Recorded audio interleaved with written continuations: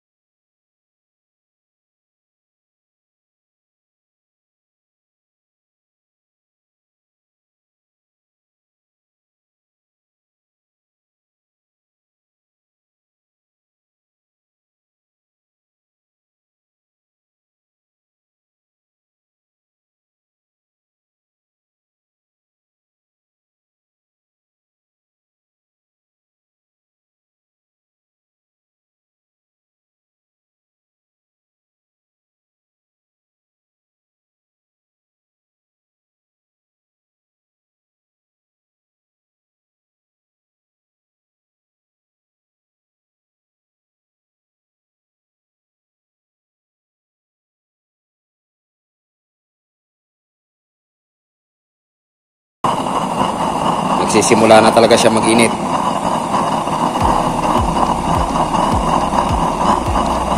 Okay, so far blue flame din naman ang kanyang output.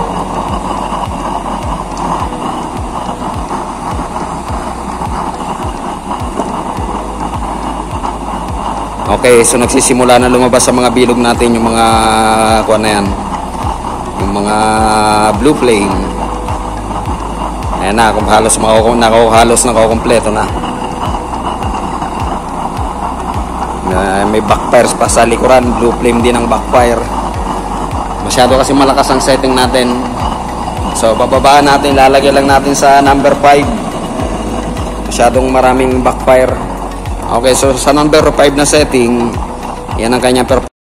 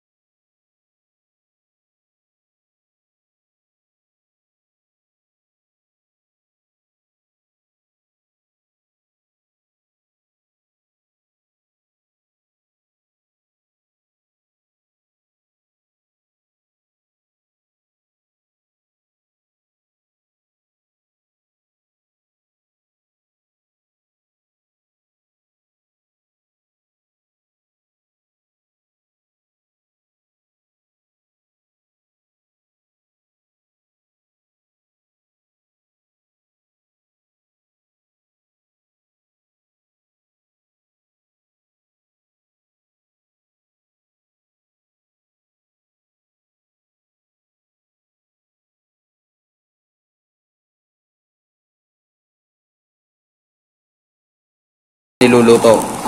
Okay, so yung aking splash proof ay hindi nagbago. 100% pa rin siya. Safe na safe pa rin siyang gamitin. So ayan ang aking binago ko lang ang design ng konti para lang mas lumakas. Okay, so tagumpay yung isip ko. Lumakas siya ngayon pero hindi nagbago ang kanyang performance. Splash proof pa rin talaga siya. Okay, so kahit na natutuluan siya na natutuluan, hindi na mamatay yung apoy, diretso pa rin yung kanyang pagliliyab. Okay, so safe na talaga ito. Ayan, ang dami nang tumutulok. Talagang bulwak na talaga ito. At saka mas kumuunti ngayon yung backfire na lumalabas sa ilalim. Hindi tulad nung una nating pinalabas ito.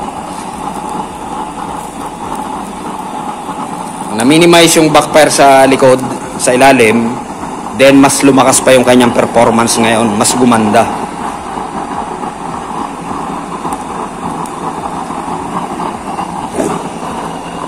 Okay, so blue flame pa rin talaga siya. Ayan, maski magtuluan yan. Ayan, oh. Talagang safe na safe gamitin tong aking splash proof na ito.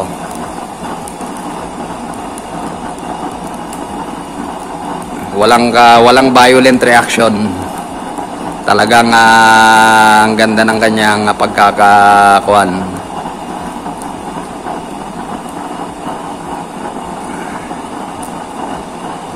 Tignan pa natin, baka may ibubulwak pa ito. Tingnan natin yung itsura ng tubig, kung anong itsura pagka kumukulo.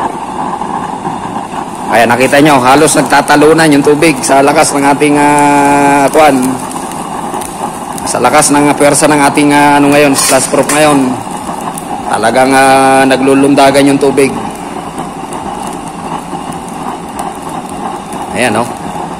Maalimbukay lahat kasi mas lumakas ang puwersa niya ngayon. Nung malagyan ko ng mga butas-butas sa gilid, mas gumanda yung kanyang performance. Mas lumakas siya ngayon.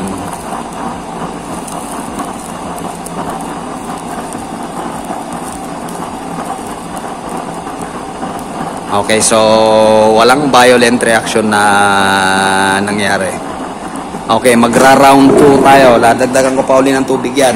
Isa pa uling dagdag ng tubig. Pupunuin ko ulit.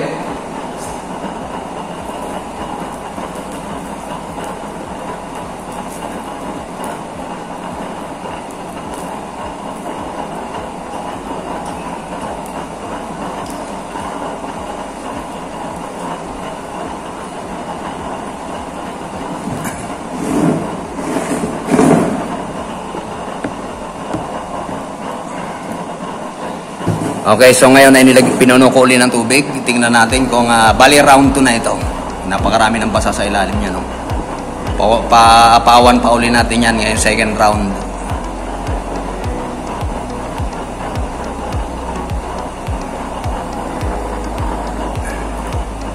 Ang ganda ng apoy niya ngayon. Banayad na banayad at saka asul na asul. Lumakas ang puwersa niya nung nilagyan ko ng mga butas-butas.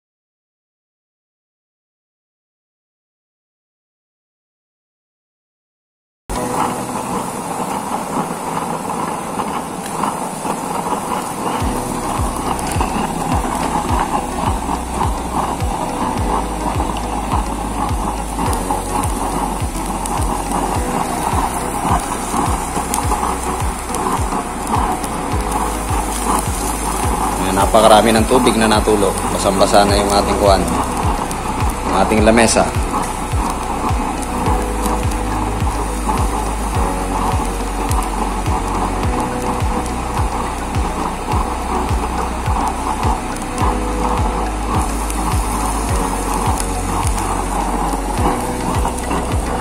Okay, so babalik ta rin ko na itong ating camera para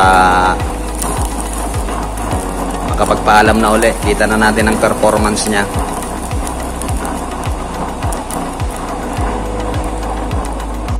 Okay, hanggang dito na lamang muna uli. At nakita ko uli yung kanyang performance ngayon. Nandito na ako sa tapat, hindi na ako natatakot na maapawan. Maski umapaw pa yan, hindi na ako natatakot kasi alam ko safe na itong aking gadget na ito.